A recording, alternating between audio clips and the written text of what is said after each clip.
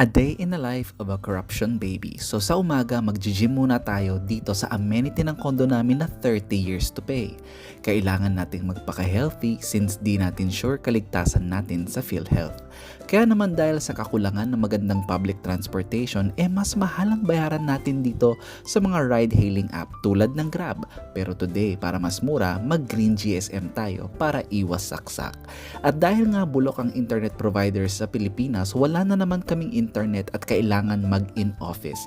At dahil sa taas ng tax sa mga bilihin at wala namang 20 pesos na bigas, dito na ako kakain sa office para makatipid-tipid. So ito, kailangan talagang ipasa ang stats. Paano ba naman?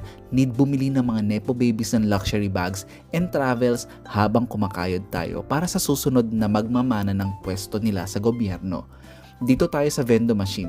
Free na nga itong item, ayaw naman mahulog. At syempre mag-unat-unat tayo. At coffee ulit para matapos ang 8-hour shift habang nasa 8 hours luxury travels ang mga demonyo. Natapos din ang shift ko at parang uulan kaya uwi na tayo.